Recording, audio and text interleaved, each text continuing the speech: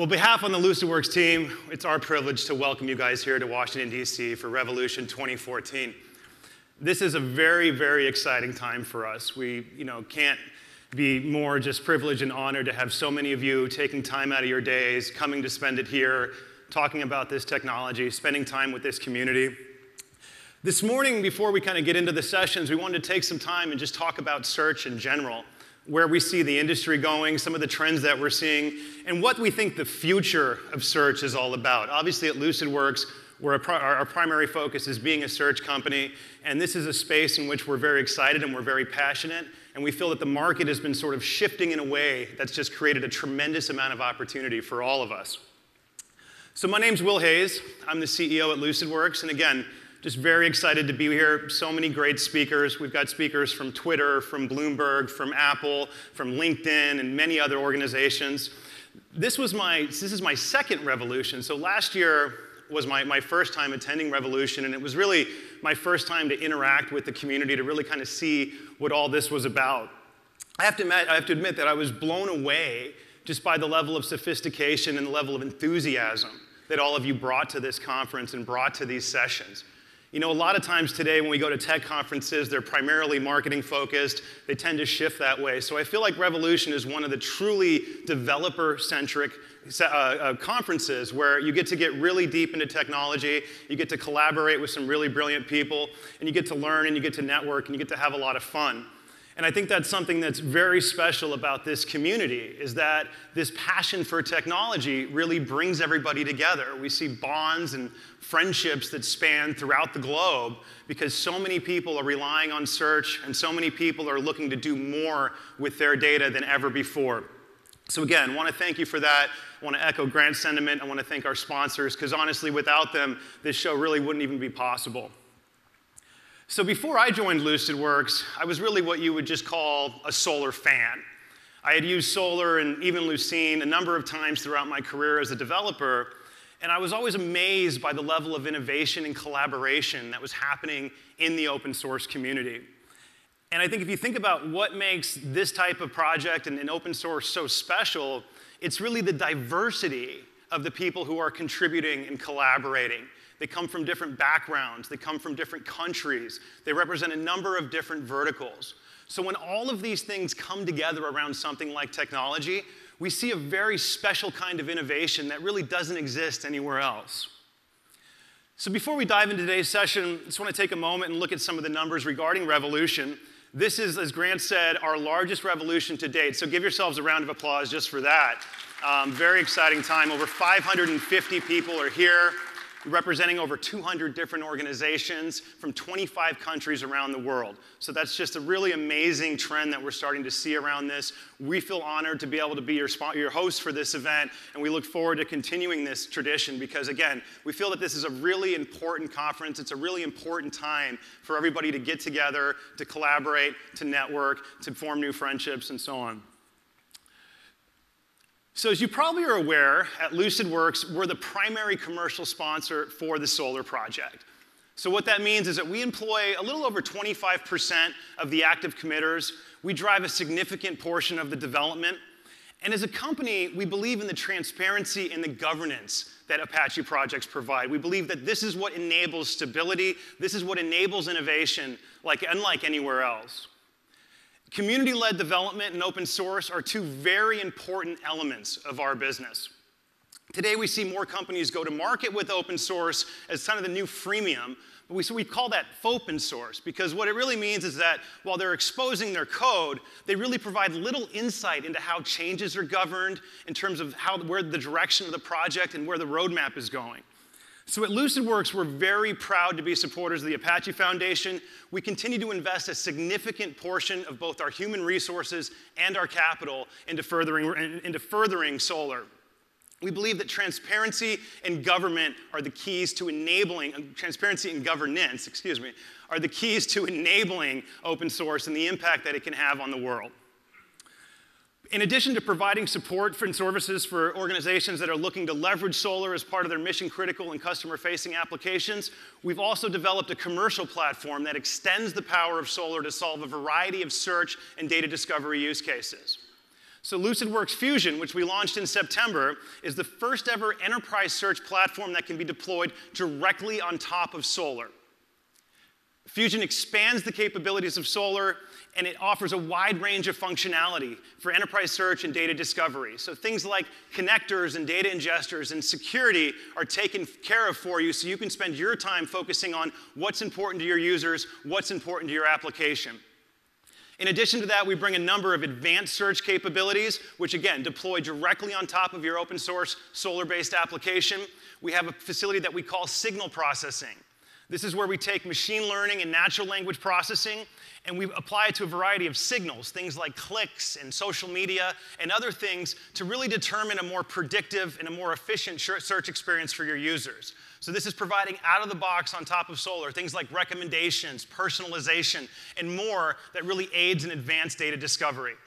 So we have a Lucidworks booth up there in the birdcage. I invite you all to come by for a demo, and we'd love to talk about what Solr can do for you, your organization, and your search application.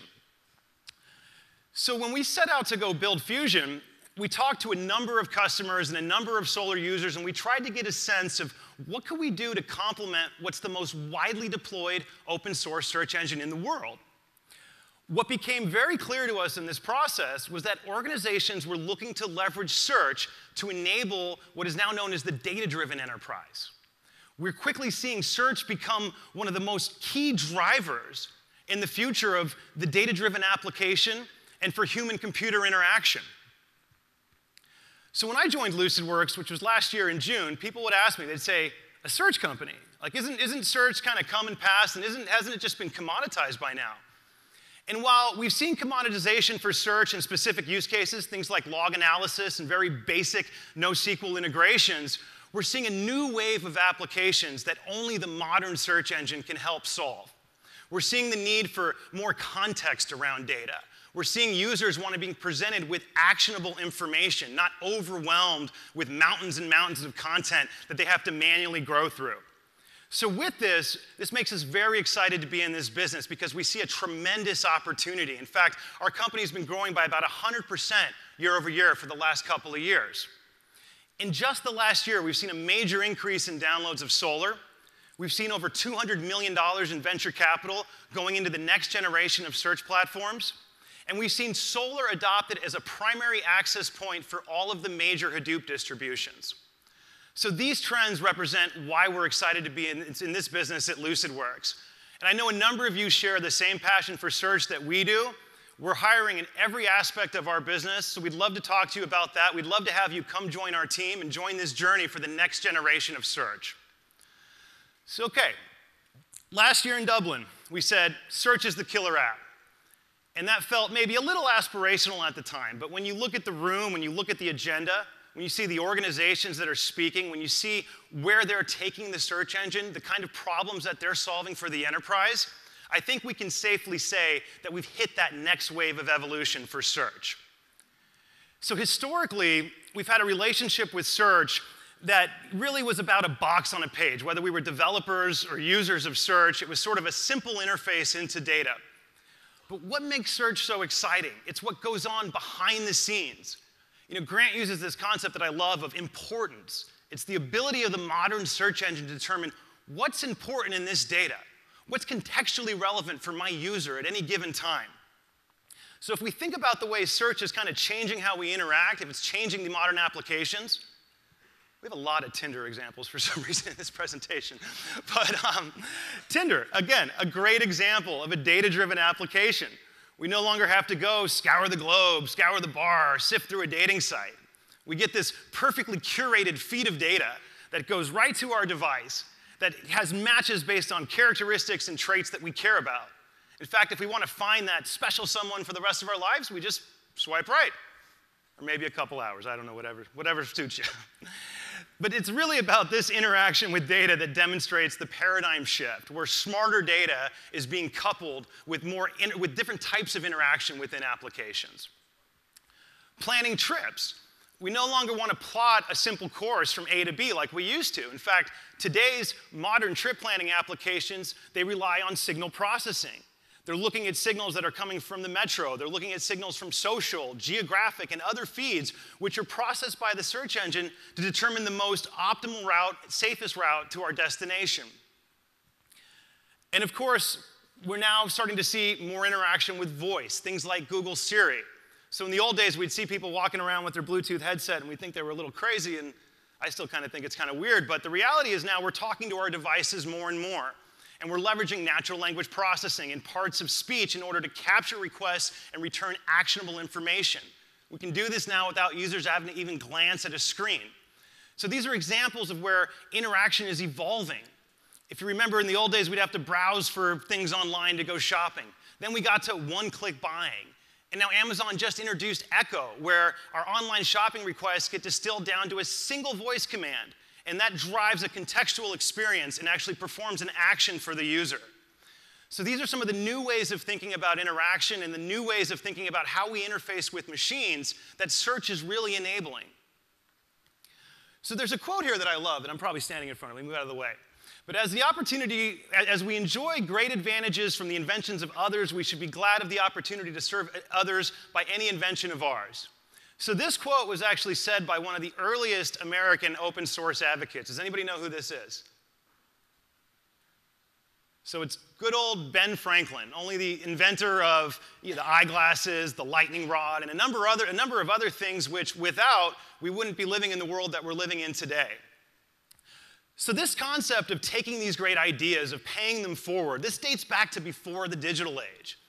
So I really like this quote because, one, I thought it was a pretty profound thing for Ben Franklin to say, but two, we're in Washington, D.C. So about 300 years ago, a group of individuals got together and decided they were going to innovate the idea of freedom. They were going to innovate the idea of governance. Search and big data are both incredibly important, not only to the innovation within the enterprise and the consumer world, but they're actually important to the world. We're seeing a number of situations where data is helping change our lives for the better. It's helping us respond to crises better. It's changing the way we monitor the environmental impact that we're having. It's changing the way that we deliver healthcare. In 2010, India launched their Aadhaar program. This program's attempt to actually capture the biometric information of all 1.2 billion citizens in order to give a voice to the poor. India spends about $60 billion a year annually on social programs, subsidies, and welfare benefits, but less than half of that actually reaches the poor. So here is an opportunity, again, for data to drive a better experience, not just in our jobs, but in our daily lives and for the world as a whole. So our belief is that when technology has the ability to impact the world only the way that better access to data can, it's important that it remains transparent and widely available. So again, this is why at Lucidworks, we're such strong believers in open source. We believe in the impact that it can have on the world. We believe in the impact that it can have on industry. So what's the future of search really? So when we look to the future, we have to look at this shift about how humans and machines are starting to interact. We've had a very proactive relationship with our data in the past. We've had to enter queries, we've had to browse, we've had to click around in order to find things. Well, this type of interaction relies very heavily on us, the user, to provide enough context to create a productive data retrieval experience. We have to really kind of craft our queries in specific ways. We have to kind of think about the type of information we need and sometimes game around the system because we know we're going to be inundated with content that we don't care about. But now we're moving to this more reactive model. So the applications are starting to monitor our requests, monitoring our habits and our preferences, and they're using this to deliver a contextual data experience. They're incorporating signals, and they're changing the way we interact with machines. In fact, it's not only changing the way that we interact with applications, but if you think about it, it's really changing the way the applications are interacting with us. So with this change, this is why we think search is the killer app. But when you look at where things are heading, the importance of actionable information, search is actually becoming now the app killer. I wanted like a boom or something, but I love that slide. Anyway, so search is really providing this abstraction layer, right? It's actually taking us away from the data and the app, and it's getting us to an actionable set of information. So if you think about an experience that you get from something like a Google Now, right? We no longer really care about where that source of data is. We just want those answers. We want contextually relevant information, and even better, we want it delivered to us in a timely manner. So Bill Gates said something earlier this year, which is the future of search is verbs. And that's incredibly true, because search is no longer simply about nouns. Users aren't satisfied with being presented a large swath of information that they have to manually comb through in order to find insight. Users' intentions more and more are being centered around action. We don't want to know which airline carriers are going to get us to DC as much as we want to find optimal times, schedules, and prices. We're not as interested in which restaurants serve Italian food as we are in which ones have available tables. We don't want to have to comb through mountains of information about a whooping cough. We want to get to a remedy. So this demand for action and is sort of driving these new experiences is the result of the availability of better, smarter data. So how do we get to this point? Well, if you think about this shift in expectation, it was really enabled by the shift in the environment. We're seeing changes across infrastructure and compute. Things are happening in the cloud. Things are happening on premise. We're seeing things that are going on in mobile, devices getting thinner. It's really an exciting time to be in technology. Networks are incredibly faster than they've ever been. Compute power is abundant. And storage is being commoditized to the point that it's practically free. In the last 30 years, the price of storage is reduced by 99.9%. So I remember not even like 14 years ago when I got my first 128 megabyte memory card for my PlayStation. I was like, this is awesome. And nowadays, if something the size of my thumbnail doesn't hold 32 gigs, I really don't want anything to do with it. So when we have all this data, and we have all this capacity to store data, this can really mean one thing when it comes to our data. And that's Parkinson's law is in full effect. Data is expanding at a rapid rate to fill all that extra space, to take advantage of the fact that we can afford to store and process more information than ever. In fact, we can now process these continuous streams of information, virtually endless streams of data, and continuously determine insight, find signals that we can leverage to create better experiences within applications. In addition to this, we no longer delete anything. So we're filling our coffers up with any and every data source possible. So this is why access becomes so important, having interfaces that more users can use, that subject matter experts can start to take advantage of. So this idea of big data, or sometimes we like to call it just simply data hoarding, is what's really enabling us to think bigger about the types of questions we can ask, about the experiences that we can create for our users. And while the human-generated content is exploding at this rapid rate, and we hear about this all the time, the Internet of Things has brought online billions of new data sources. If we can properly understand and ingest this data, we can get more insight into energy consumption, pollution, healthcare, and a whole lot more.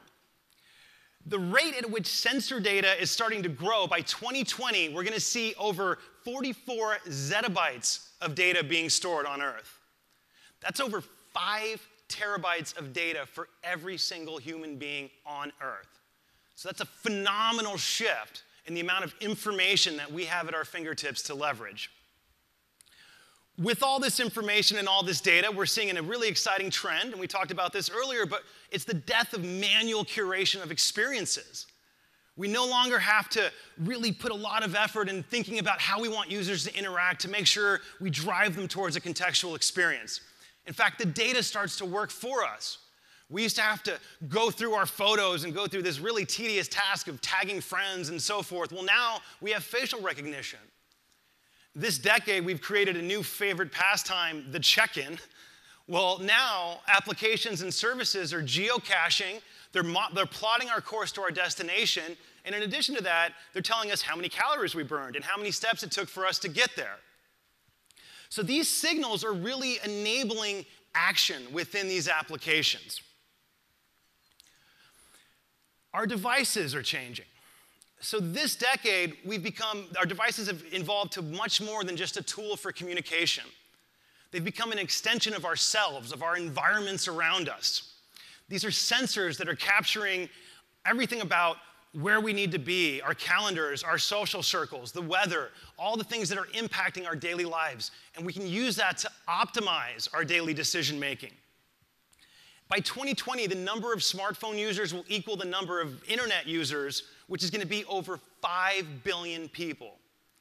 So that's over 5 billion indicators capturing environmental and personal trends, which we can take advantage of for a better future. So in this future, search becomes more than just this box. Search is a keeper of information. It's the source of relevancy. And this is relevancy that expands well beyond the originating roots of TF-IDF and reaches into our signals and our history and our preferences. Search is about understanding intention. And when you think about a user's intention, it's such an interesting concept because our intentions vary dramatically based on who we are, where we are, which devices we're on. And this is a challenge that's perfect for the modern search engine. So as interaction is starting to evolve, so are the sources of data. We're going beyond the sensors and devices of today to a whole new set of information producers. Google had announced earlier, I think this month, a pill that when swallowed can transmit information about our physiology and about our body's chemistry.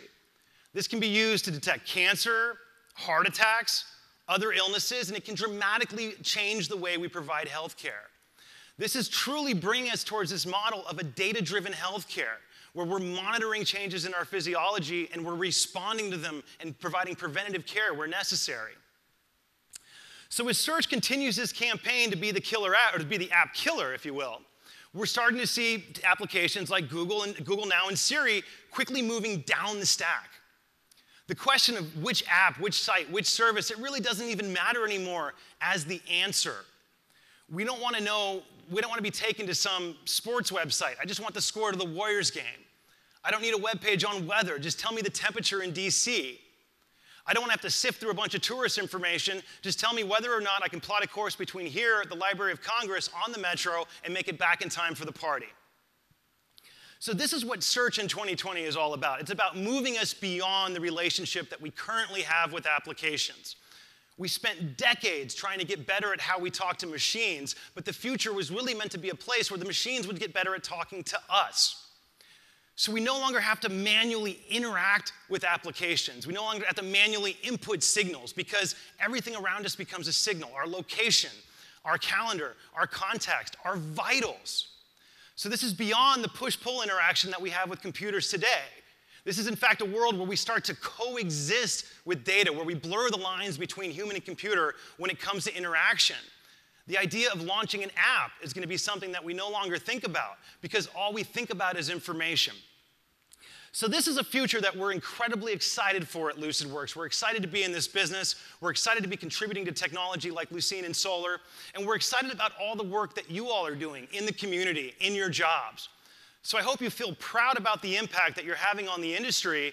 And ultimately, this is an impact that's going to be felt across the world. So without everybody in this room, this future would not be possible. And for that, we want to thank you.